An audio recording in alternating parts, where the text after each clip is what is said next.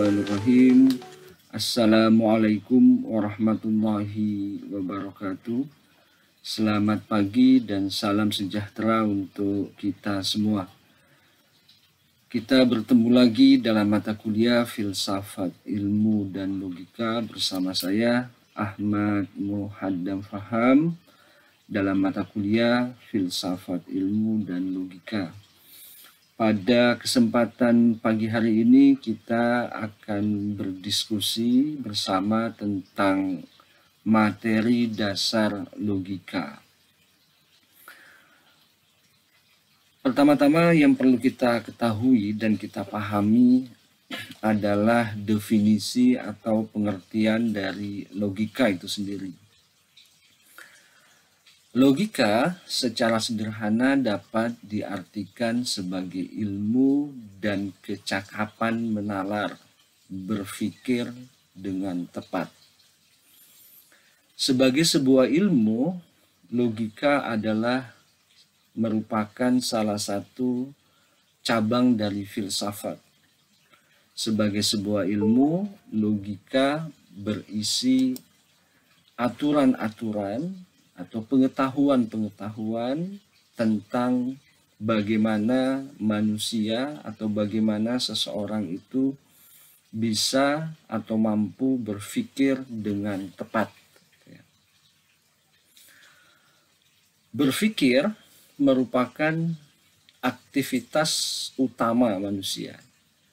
Jadi tidak ada satu aktivitas pun yang tidak didahului oleh aktivitas berpikir. Aktivitas apapun yang kita lakukan, itu selalu kita dahului dengan aktivitas berpikir. Meskipun aktivitas itu merupakan aktivitas yang sederhana.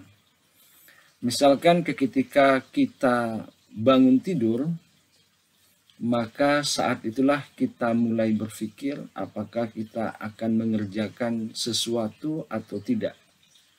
Apakah saya akan mandi atau saya akan sarapan.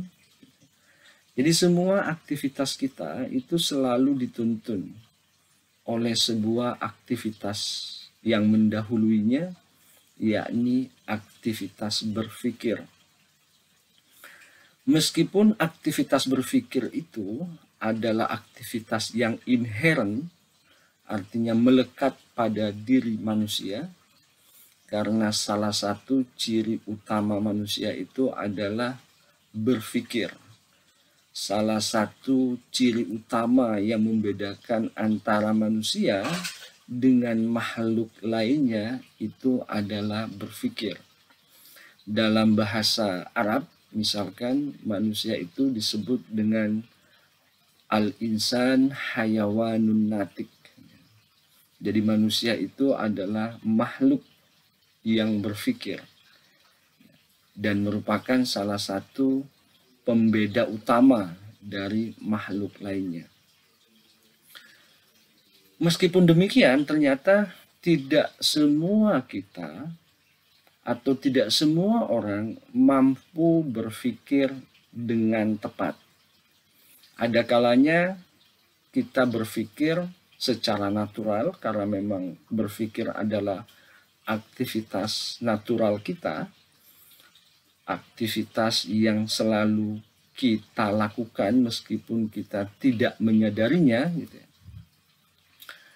Tetapi meskipun kita tidak menyadarinya, kita selalu saja berpikir, karena berpikir itu tidak bisa lepas dari aktivitas kita sehari-hari.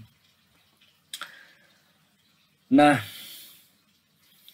fokus utama dari logika adalah pikiran manusia. Tentu saja bukan pikiran manusia yang kodrati, gitu ya, tapi pikiran manusia yang terarah. Jadi pikiran manusia yang khusus, yang melahirkan pengetahuan, yang melahirkan kesimpulan-kesimpulan, yang melahirkan argumen. Ini yang menjadi fokus dari logika. Jadi kegiatan pikiran manusia, tapi kegiatan itu yang terarah. Kegiatan yang memiliki fokus sehingga kegiatan berpikir menghasilkan pengetahuan tertentu, pernyataan-pernyataan tertentu, dan kesimpulan-kesimpulan tertentu. Inilah yang menjadi fokus utama dari logika. Pertanyaannya kemudian adalah, apa yang dimaksud dengan berpikir? Berpikir adalah berbicara dengan diri sendiri di dalam batin. Itu kata Plato dan kata Aristoteles. Dalam berpikir, kita sejatinya mempertimbangkan, merenungkan, membuktikan sesuatu, menunjukkan alasan-alasan, menarik kesimpulan, meneliti suatu jalan pikiran, mencari berbagai hubungan antara berbagai hal, kemudian mempertanyakan mengapa atau untuk apa sesuatu itu terjadi, dan yang terakhir, berpikir adalah membahasakan realitas. Ini adalah aktivitas berpikir. Membahasakan realitas itu adalah aktivitas berpikir di mana kita mengungkapkan sesuatu yang kita tangkap berdasarkan pikiran dan panca indera kita. Ketika kita melihat pohon dan mengatakan itu pohon mangga, itu pohon rambutan, itu pohon jati, sesungguhnya kita sedang membahasakan realitas. Kita sedang menangkap sesuatu melalui panca indera kita, kemudian kita nyatakan sesuatu yang tampak itu dengan bahasa kita. Ini adalah aktivitas berpikir. Nanti kita akan jelaskan 3 aktivitas utama dari akal kita. 3 aktivitas utama dalam akal kita yang menjadi materi pokok logika. Yang pertama, akal kita itu pertama kali adalah mengenal kenyataan. Jadi tugas akal kita yang pertama adalah membentuk pengertian-pengertian atas kenyataan yang ada di sekitarnya dan peristiwa-peristiwa yang dialaminya atau kejadian-kejadian yang dialaminya. Ketika kita hendak pergi ke suatu tempat, kemudian melewati jalan raya, kemudian dalam perjalanan itu kita melihat kerumunan manusia, kemudian melihat juga kerumunan kendaraan. Bisa jadi saat itu kita kemudian mengambil kesimpulan bahwa hari ini jalan raya sangat ramai. Hari ini kendaraan macet karena jalanan sangat ramai. Ketika kita menyatakan bahwa hari ini jalanan macet atau hari ini banyak sekali kerumunan yang terjadi di sekitar kita, kita sesungguhnya sedang membahasakan realitas. Akal kita yang pertama kali telah membentuk pengertian-pengertian. Kita juga menyatakan kejadian yang kita alami. Ketika kita terjebak dalam trafik kendaraan sehingga kita menyebutnya macet.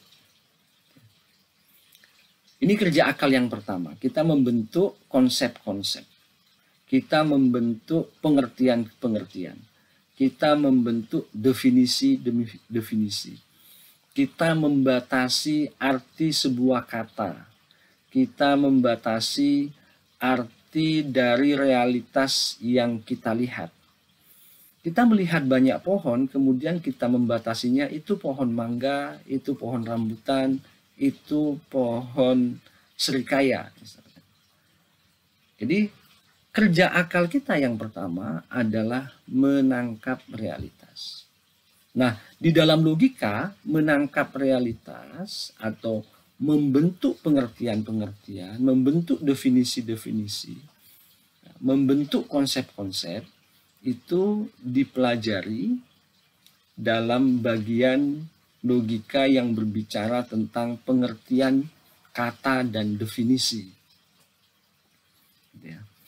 Jadi akal kita memiliki tiga tugas. Tugas yang pertama adalah mengerti kenyataan.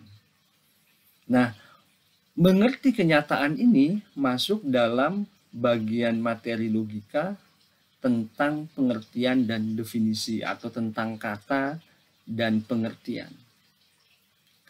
Itu tugas akal kita yang pertama. Kemudian kita akan beralih pada tugas akal kita yang kedua.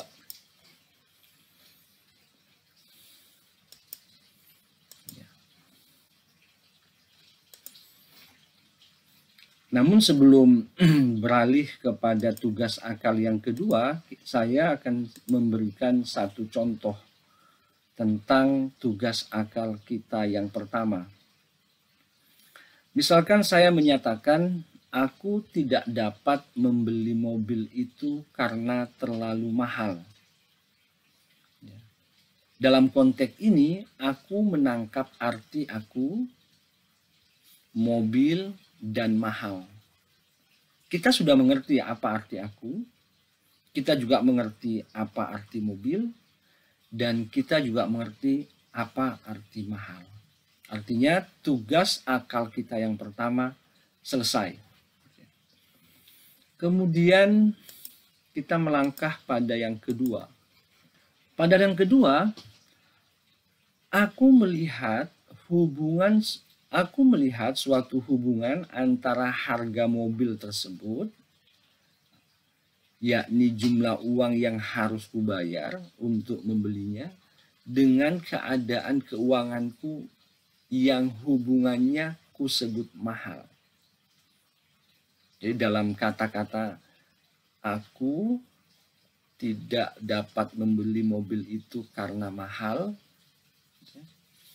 sesungguhnya kita sedang menyatakan atau melihat suatu hubungan antara harga mobil dengan jumlah uang yang harus kita bayar, yang kita hubungkan dengan keadaan keuangan kita. Keadaan keuangan kita itu tidak bisa memenuhi harga mobil tersebut, maka kita menyebut harga mobil itu mahal. Inilah pekerjaan akal yang kedua. Pekerjaan akal yang kedua adalah menyatakan hubungan yang ada antara pengertian-pengertian yang telah ditangkap dengan mengatakan ini adalah demikian, atau mungkin kita memungkiri dengan mengatakan ini tidak demikian. Mobil itu mahal adalah pernyataan. Nah, dalam logika, pernyataan seperti itu disebut putusan atau proposisi. Nah, kerja akal yang kedua juga menjadi salah satu perhatian dari ilmu logika atau logika. Kerja akal yang kedua ini di dalam materi logika disebut dengan putusan atau proposisi, atau bisa juga disebut dengan pernyataan. Jadi setelah kita memahami kerja akal yang pertama, yakni menangkap kenyataan, maka kerja akal yang kedua, yakni membuat putusan atau pernyataan atau proposisi. Ya, putusan itu kita hasilkan dari kerja akal yang kedua ketika kita menghubungkan antara satu pengertian dengan pengertian yang lain, sehingga lahirlah sebuah pernyataan, lahirlah sebuah putusan, lahirlah sebuah proposisi. Proposisi yang kita sebutkan tadi contohnya adalah mobil itu mahal, mobil itu tidak murah. Mobil itu mahal artinya kita menyatakan atau menerima kondisi itu, atau bisa juga dengan memungkiri dengan mengatakan mobil itu tidak murah. Ini kerja akal yang kedua, yaitu menghubungkan antara satu pengertian dengan pengertian yang lain dan melahirkan pernyataan atau proposisi atau putusan.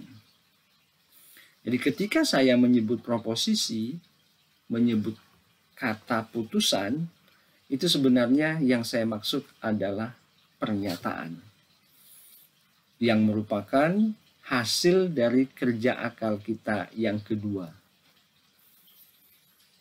Oke, kita lanjutkan pada kerja akal yang ketiga.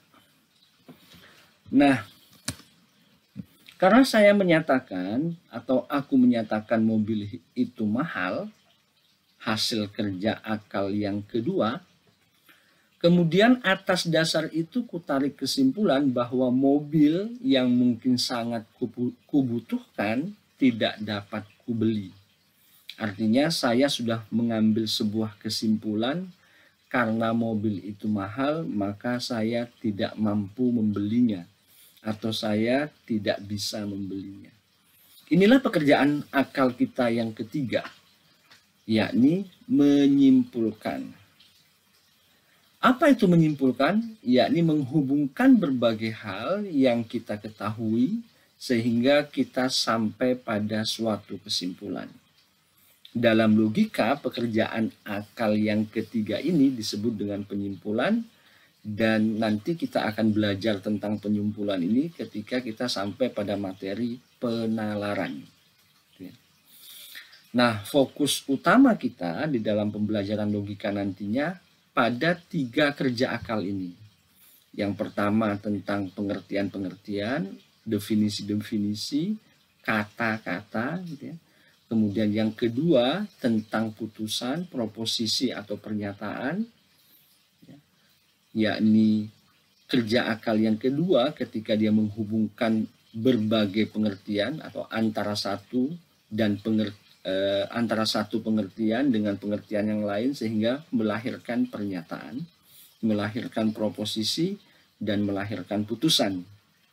Nah, berdasarkan putusan itu, kemudian kerja akal yang ketiga adalah menyimpulkan.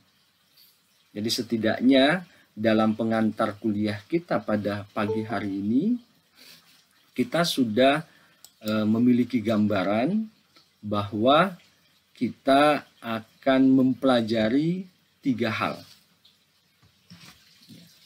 Kita akan mempelajari tiga hal. Yang pertama yang akan kita pelajari adalah kerja akal yang pertama, yakni mengerti kenyataan. Dalam konteks mengerti kenyataan ini, kita akan belajar bagaimana membuat konsep. Kita akan belajar membuat definisi. Kita akan belajar mengenal kata dan membatasi kata. Kemudian pada materi yang kedua, yakni kerja akal yang kedua, kita akan belajar membuat pernyataan. Atau setidaknya kita mengenal bahwa ada pernyataan-pernyataan dengan berbagai variasinya. Nah, setelah kita mengenal pernyataan atau proposisi, baru kita beranjak pada kerja akal yang ketiga, yakni penyimpulan. Atau kita akan belajar menganalisis atau memahami bagaimana suatu kesimpulan itu dibuat, apakah kesimpulan itu benar atau tepat, apakah kesimpulan itu memang dapat ditarik dari alasan-alasan yang dikemukakan atau pernyataan-pernyataan yang dikemukakan sebelumnya atau tidak. Nah, supaya lebih jelas bagaimana cara kerja akal kita, saya akan melanjutkan pada 4 pertanyaan yang biasa kita gunakan untuk menguji suatu kesimpulan atau suatu pernyataan. Target utama dari pembelajaran logika adalah mengenalkan aturan-aturan berpikir tepat, dan Anda mampu untuk menggunakan aturan-aturan itu dalam aktivitas berpikir Anda. Aktivitas berpikir di sini tentu saja sangat luas. Ada aktivitas berpikir yang sederhana, ada aktivitas berpikir yang kompleks, artinya tidak sederhana. Aktivitas berpikir yang sederhana, misalkan kita selalu berhadapan dengan pilihan-pilihan aktivitas dalam kehidupan kita sehari-hari. Bisa jadi suatu saat kita bertemu dengan masalah, sehingga kita harus membuat keputusan atau membuat pernyataan atau membuat kesimpulan yang akan kita pilih dan kita akan jalani dalam kehidupan kita sehari-hari. Atau kita juga akan berhadapan dengan pemikiran yang kompleks ketika kita menulis, misalkan ketika kita membuat artikel, atau ketika kita membaca artikel, membaca opini, mendengarkan pernyataan orang lain, atau mendengarkan kesimpulan-kesimpulan yang dibuat oleh orang lain.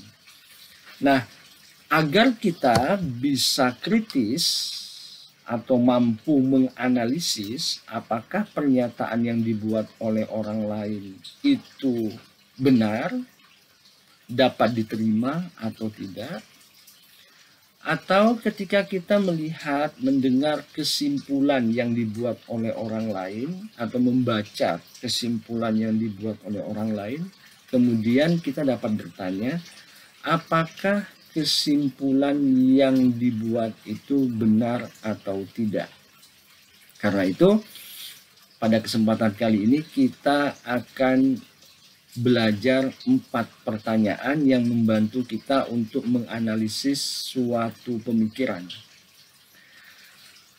Pertanyaan pertama yang perlu kita perhatikan adalah apa kesimpulan yang diajukan. Ketika saya menyatakan aku tidak dapat membeli mobil itu karena mahal, kira-kira kesimpulan dari pernyataan saya itu tadi apa?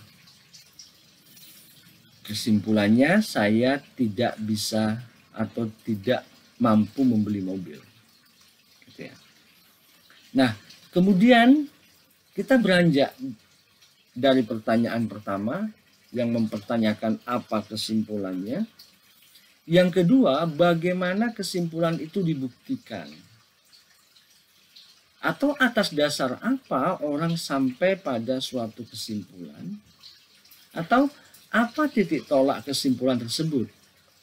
Atau bisa juga dengan pertanyaan lain, apa alasan-alasan yang dijadikan dasar orang tersebut untuk mengambil kesimpulan?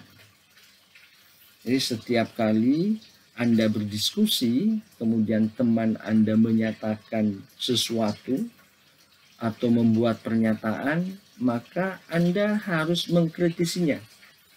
Minimal bertanya yang pertama, apa kesimpulannya? Kemudian yang kedua, bagaimana kesimpulan itu dia ambil. Selanjutnya,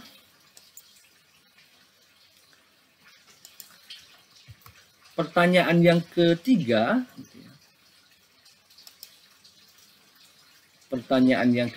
adalah bagaimana jalan pikiran yang mengaitkan alasan-alasan yang diajukan dan kesimpulan yang ditarik. Bagaimanakah langkah-langkahnya? Apakah kesimpulan itu absah, artinya memang dapat ditarik dari alasan-alasan itu? Jadi setelah Anda bertanya apa kesimpulannya, kemudian yang kedua apa alasan-alasan yang dijadikan dasar kesimpulan. Maka yang ketiga, Anda bisa bertanya, bagaimana alasan-alasan itu dijadikan dasar penarikan kesimpulan? Bagaimana langkah-langkahnya? Apakah memang kesimpulan itu absah dan bisa ditarik dari alasan-alasan itu? Kemudian yang keempat, pertanyaan yang keempat adalah, apakah kesimpulan atau penjelasan itu benar? Apakah pasti benar atau hanya mungkin benar? Atau sangat mungkin benar?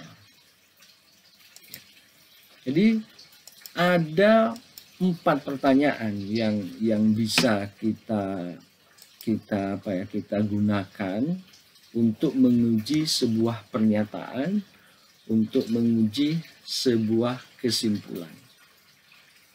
Pernyataan apa saja? Apakah pernyataan itu berkaitan dengan kehidupan kita sehari-hari? Atau berkaitan dengan pengembangan ilmu pengetahuan yang saat ini sedang kita jalani?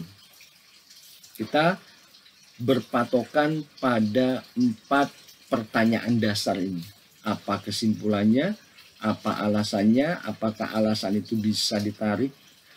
Bisa menjadi dasar penarikan kesimpulan?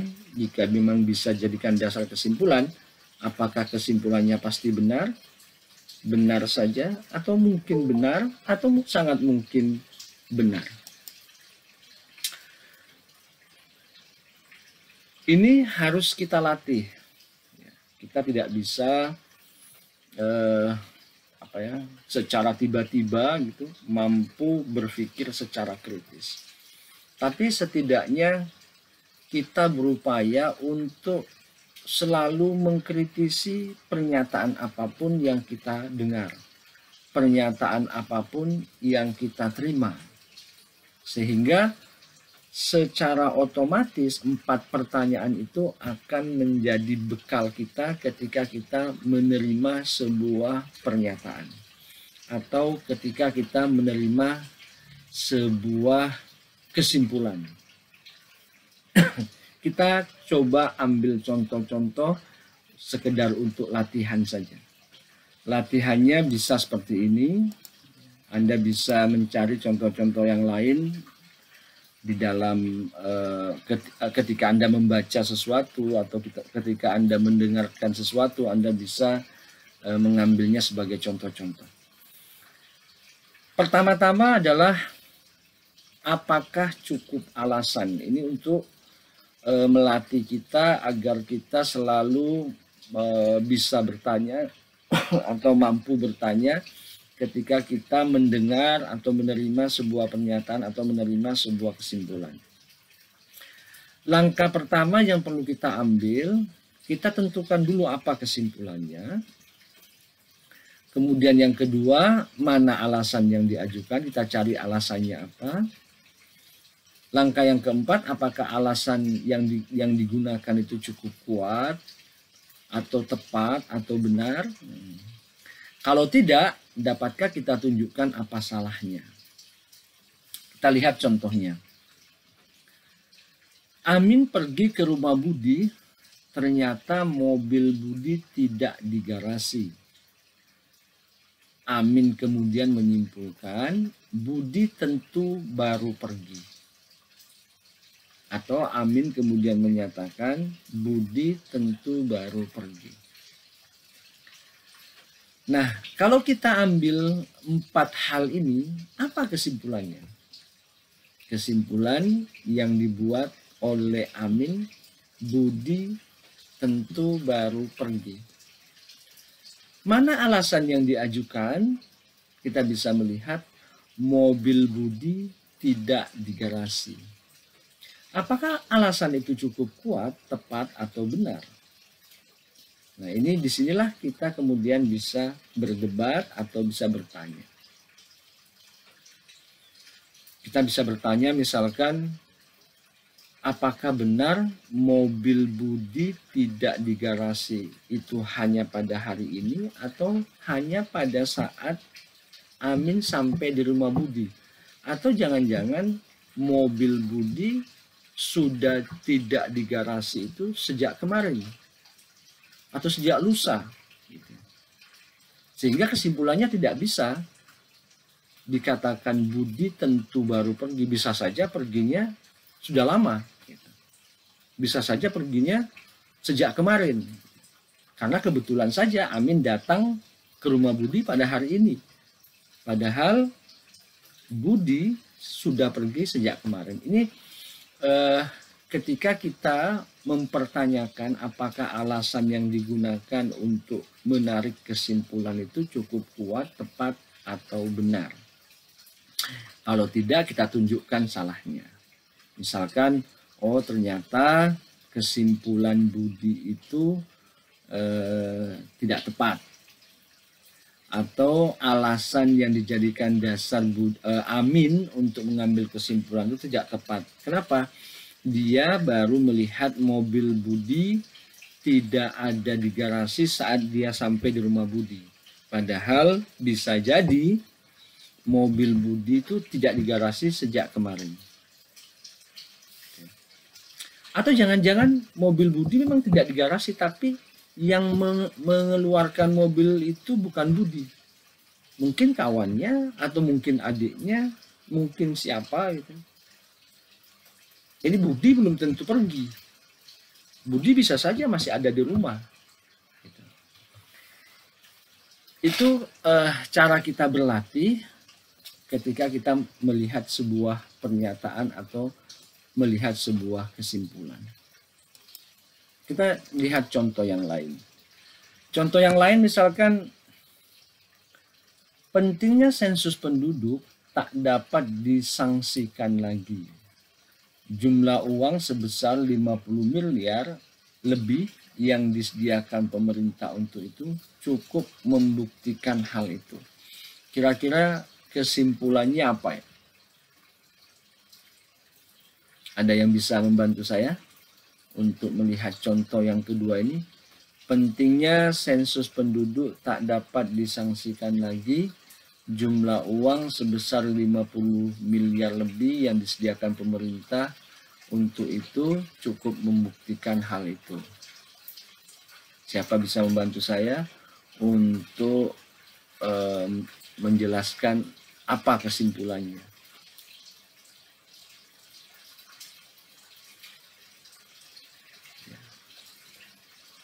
Kalau bisa kita simpulkan secara sederhana, sensus penduduk itu penting.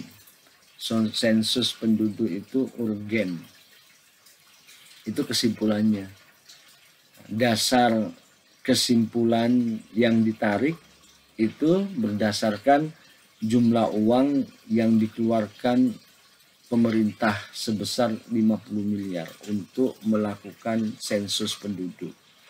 Itu artinya bagi pemerintah sensus penduduk itu penting.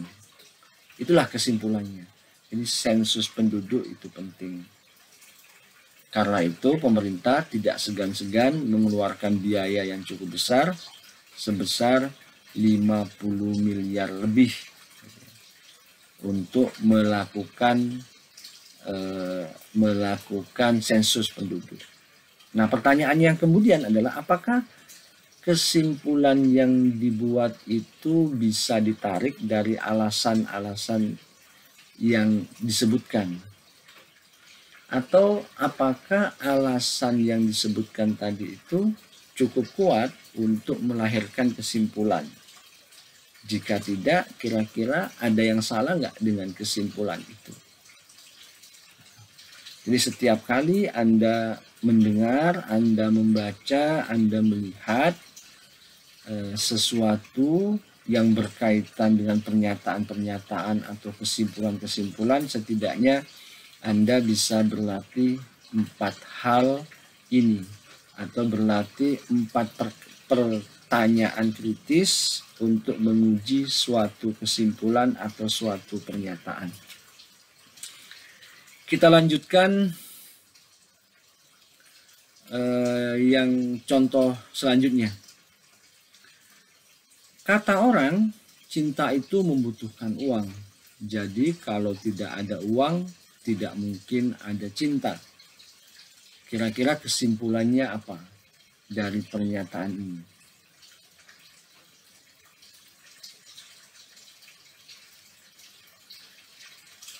Ada bisa membantu saya?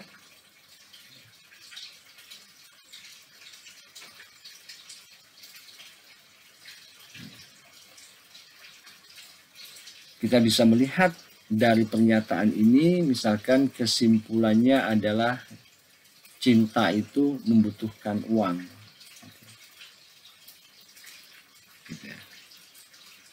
Atau bisa juga kalau kita tarik kesimpulannya, kalau tidak ada uang, tidak mungkin ada cinta. Kira-kira mana dari dua pilihan kesimpulan itu yang benar?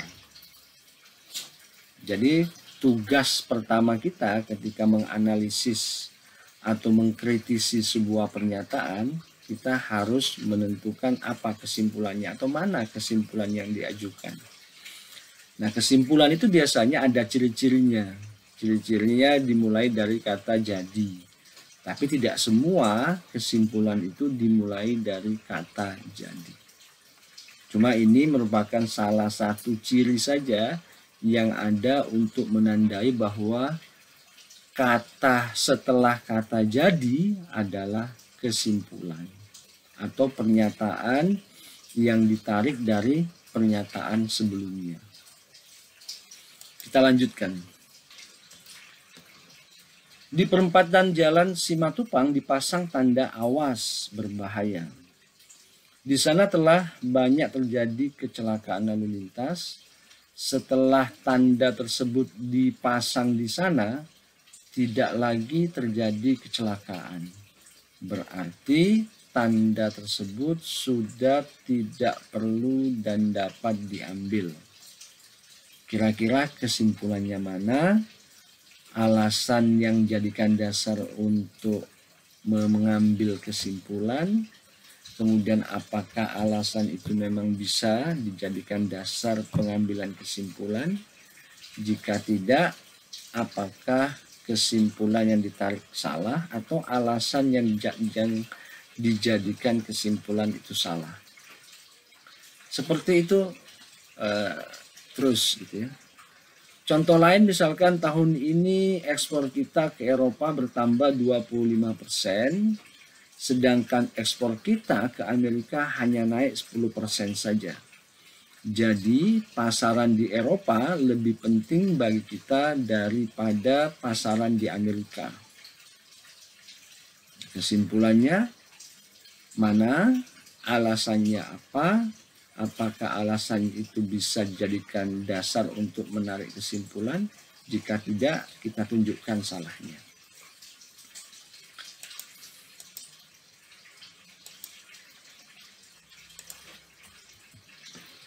Saya kira demikian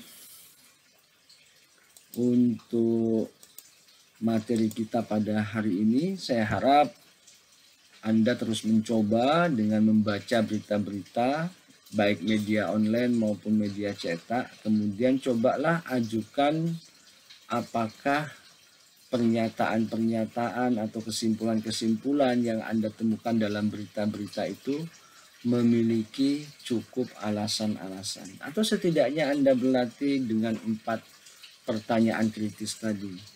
Yang pertama, apa kesimpulannya? Yang kedua, apa alasannya? Yang ketiga, apakah alasan itu memang bisa dijadikan dasar untuk menarik kesimpulan? Apakah kesimpulannya benar, pasti benar, mungkin benar, atau sangat mungkin benar? Inilah 4 pertanyaan yang dapat membantu kita untuk kritis, dapat membantu kita untuk memahami pernyataan-pernyataan yang diajukan orang atau kesimpulan-kesimpulan yang disodorkan kepada kita. Baik kesimpulan itu berkaitan dengan pengetahuan maupun tidak berkaitan dengan ilmu pengetahuan. Saya kira sampai di sini pertemuan kita pada kesempatan hari ini. Demikian, kurang lebihnya saya mohon maaf. Saya akhiri, wallahu muwaffiq ila aqwamit thoriq. Assalamualaikum warahmatullahi wabarakatuh. Selamat siang, salam sejahtera untuk kita semua.